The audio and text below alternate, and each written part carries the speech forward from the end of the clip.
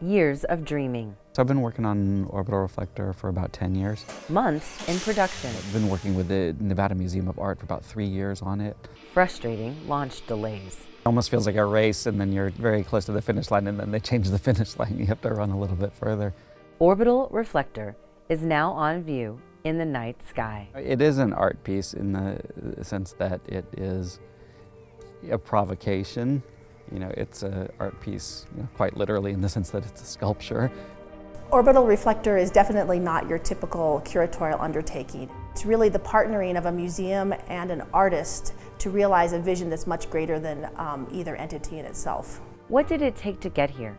How did an artist, a team of museum professionals, and a few aerospace engineers shepherd a seemingly impossible idea into reality?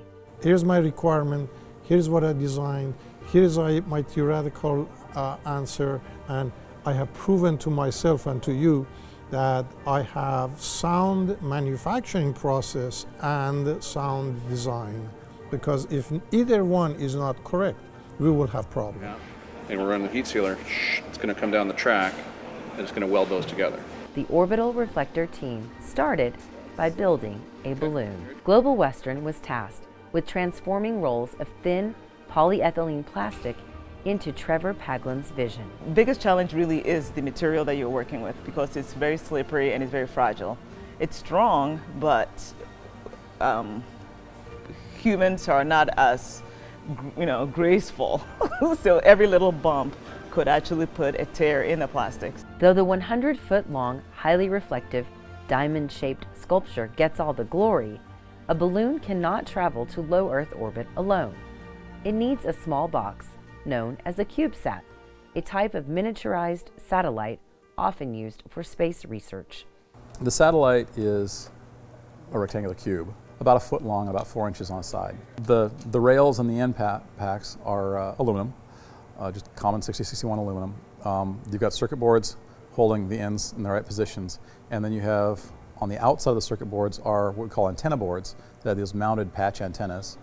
Those are obviously circuit boards, and the sides are more PC board material that are arranged into a solar panel. How reliable was this beautifully simple, highly provocative technical engineering feat?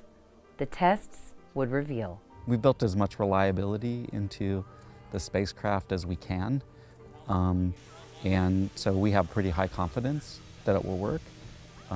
But at the same time, the world is a complicated place, and technology can be fickle, and space is hard.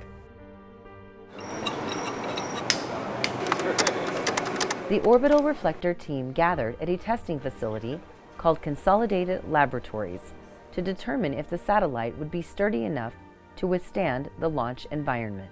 We're going to look at the results of today's testing. Hopefully everything's green light, and then we're going to proceed into the assembly and fabrication of the Flight Unit 1. Radio side out is my highest vote. Right. Timer side in. Now, it was time to integrate the spacecraft into the low free flyer, the device that would transport the satellite to space. And here she is. I can't believe these guys from spaceflight are not giving us a standing ovation on the magnificence of this spacecraft. With the precision of a surgeon's hand. Okay, Drew, how's that look? Looks good. Okay. Switches are depressed. Good.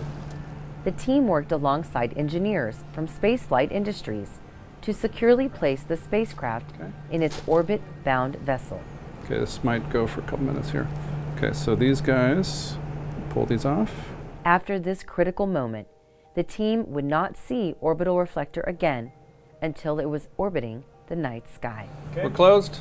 I'm highly confident. I'm really happy with where it is right now.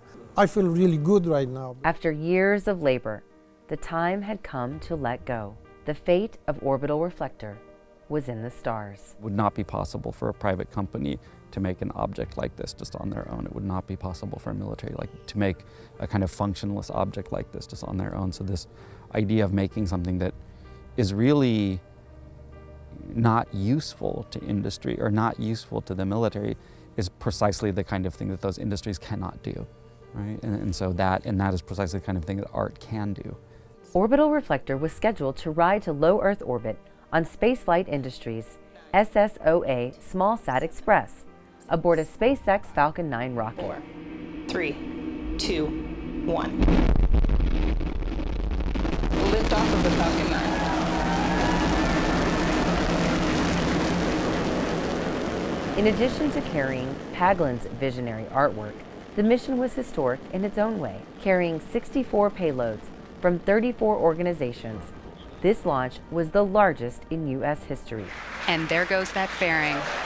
And there you can see all 64 of those satellites on stage 2 headed to sun synchronous orbit. After several months of delays, this historic mission finally achieved liftoff.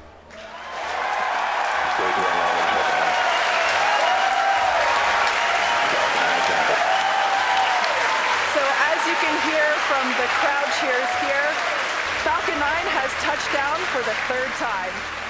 And then what we have to do is start communicating with our satellite. So we find our satellite in the sky, start talking to it with the radio. In a few short months, Orbital Reflector will disappear, leaving no trace except the indelible memory of this shared moment in history. Orbital Reflector will be visible with the naked eye for only a relatively short period of time, but it's during that time that I really hope that audience of all ages, all over the world, will really be instilled with that sense of wonder that outer space and space exploration has brought to humanity for so long. That idea that there might be something out there, that we don't know really the vastness of the universe. And it's that sense of wonder, I think, that's very similar to that spark of creativity and that sense of wonder that the visual arts can bring to us.